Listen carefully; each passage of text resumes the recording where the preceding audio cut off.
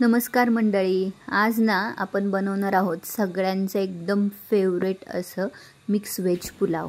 कधी कधी ना काय होतं की पुलाव बनवताना तो खूप कोरडा होतो किंवा एकदम खूपच गिचका राहतो। असं होऊ नये म्हणून आज आपण खास टिप्स वापरून मिक्स व्हेज पुलाव बनवणार आहोत। चला तर मग व्हिडिओला सुरुवात करण्याच्या आधी तुम्ही जर आमच्या चॅनलवर नवीन असाल तर सबस्क्राइब करा आणि शेजारील बेल आयकॉनचं बटन दाबा, म्हणजे आमच्या नवनवीन रेसिपींचे नोटिफिकेशन तुम्हाला मिळेल। चला तर मग पुलाव बनवण्यासाठी इथे आपण बटाटा, शिमला मिरची, फरसबी, टोमॅटो, कांदा, ग्रीन पीस आणि फ्लावर हे सगळं कट करून घेतलेलं आहे।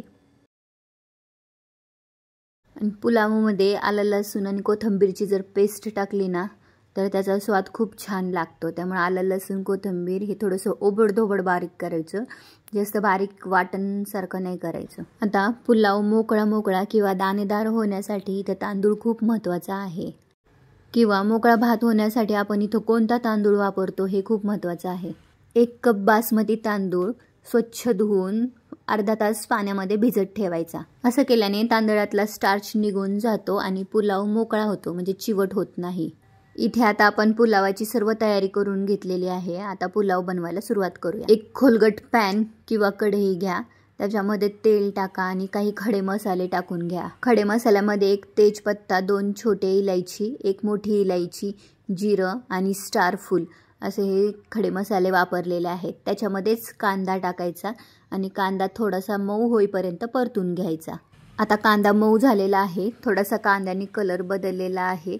आता त्यामध्येच आपण बाकीच्या कट केलेल्या भाज्या टाकून घ्यायच्या। त्याच्यामध्ये बटाटा, फ्लावर, बीन्स, शिमला मिरची आणि गाजर ह्या सर्व भाज्या टाकून चांगलं परतून घ्यायचं। ह्या भाज्यांबरोबर मी टोमॅटो लगेच नाही टाकलेला, कारण टोमॅटो लवकर मऊ होतो, त्यामुळे पहिले ह्या भाज्या चांगल्या परतून घ्यायच्या। ह्या भाज्या जरा तेलात मऊ झाल्या की नंतर मग टोमॅटो टाकून पुन्हा एकदा परतून घ्यायचं। आता याच भाज्यांमध्ये आलं लसूण कोथिंबीरची पेस्ट टाकायची आणि ती पण चांगली लालसर होईपर्यंत परतून घ्यायची। खूप जण आलं लसणाचीच पेस्ट टाकतात, पण कोथिंबीर बारीक केली ना त्याच्यामध्ये तर त्याची खूप स्वाद खूप छान येतो।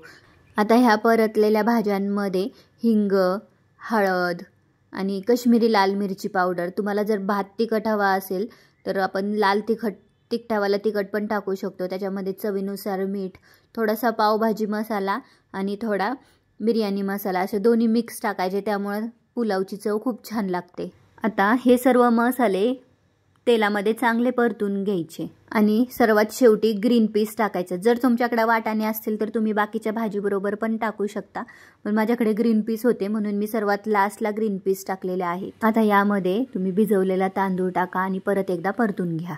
आता आपण इथे 1 कप तांदूळ वापरला होता, आता तांदळाच्या दुप्पट म्हणजे 2 कप गरम पाणी टाकायचं आणि त्या भाताला चांगली उकळी येऊ द्यायची। इथे चांगली उकळी आलेली आहे। आता याच्यावर झाकण ठेवून एक 7 ते 8 मिनिटं चांगला भात शिजू द्यायचा।